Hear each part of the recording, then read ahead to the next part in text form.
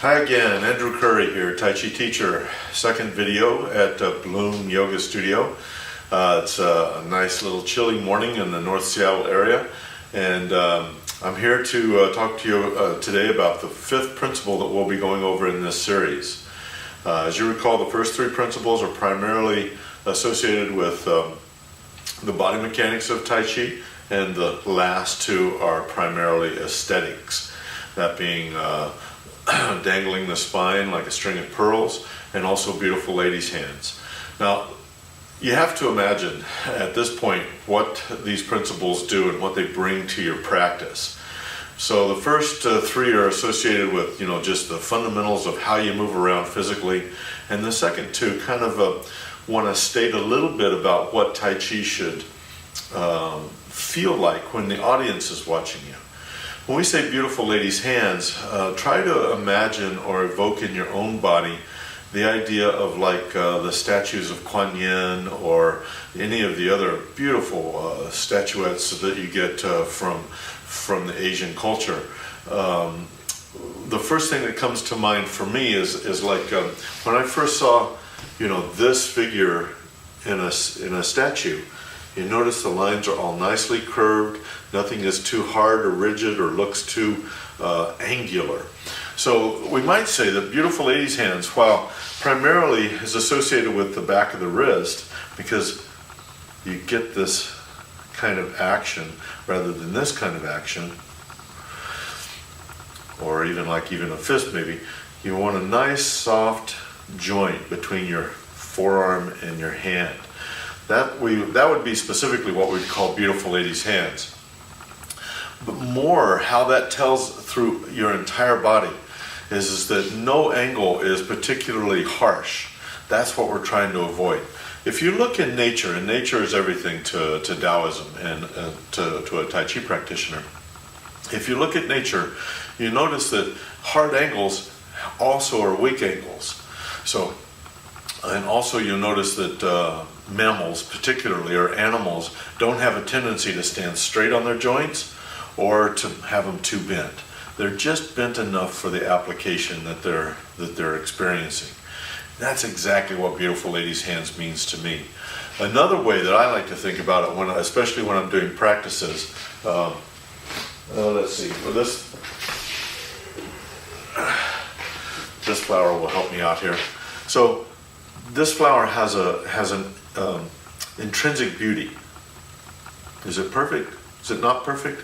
The flower doesn't care.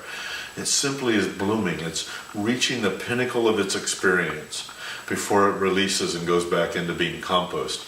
This is what I love about beautiful ladies' hands, because that's what it says to me is that the shape is always going to be rising to its greatest potential and then releasing away from it. And that's what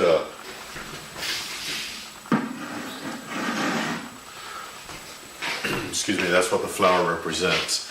Okay, so when we think about this in practice, what does it mean, and how are we going to be able to use this in our practice? Well, for one thing is you have to know what shape you're rising to. So it doesn't really matter what shape you're rising to. If you're just standing in a normal position and you go over each of the 5 principles, you're going to get to a shape. So like for instance, I'm just standing here in normal posture, standing on both feet.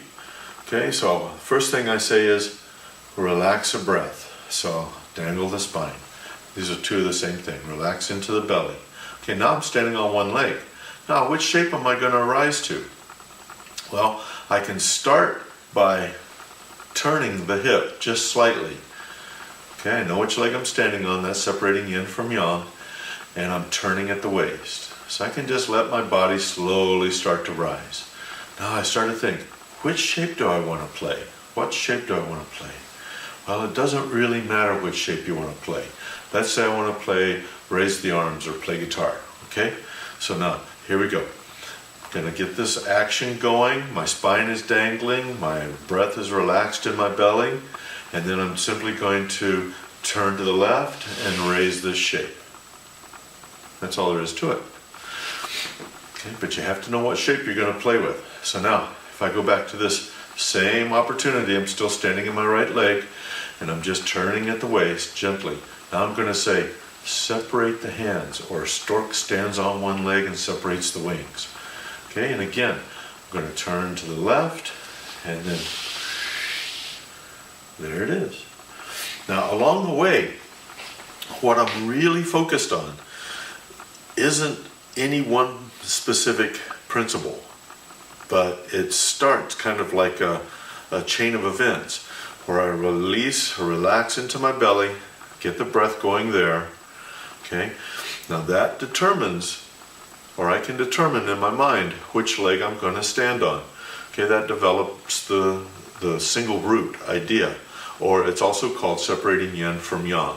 Okay, very gently. It doesn't require a whole lot of effort. It just requires the imagination to say, release, stand on one leg, and now in order to generate some exaggeration of movement with really very little effort or energy, now I'm standing in my left leg, I'm going to start to turn right and left. Or what I would say, open and close the hips. So the hip is closed, then open, closed, then open. Now I'm going to say warding off with the right hand. Now as I start to get into warding off with the right hand, the fingers are going to develop. Okay? The only part of my body that's really feeling any sensation at all, these three fingers. Okay? And what they're feeling is wake up. Okay? You hear Master Chen talk about this a whole lot. Boy, in the 80s we got it. Every single workshop he said, wake up, lively up the fingers. Wake up the fingers. And now one of the things that I see from some of his videos is he's talking about these three fingers representing yang energy and these two representing yin energy. So when you're waking up your shape, these three fingers are active. When you're releasing, the little two fingers are the ones that go to sleep, that have a little reaction to them. So anyway, you can check in with his videos and find out what's going on with him more specifically, and I highly recommend that if you get an opportunity, go and study with him at any of his workshops, or if you can catch up with him in New York, you'll see Tiffany and his son Maximilian there as well. All great things to do in your life if you have an opportunity. Okay, so now next week the class is about to begin, so I'm going to sign off. Next week I'm going to go over all of the 5 principles again, and I'm going to show you how to use each one of them as part of your entire format for working out. So I hope to see you then. Good luck and good practice. Thanks for watching.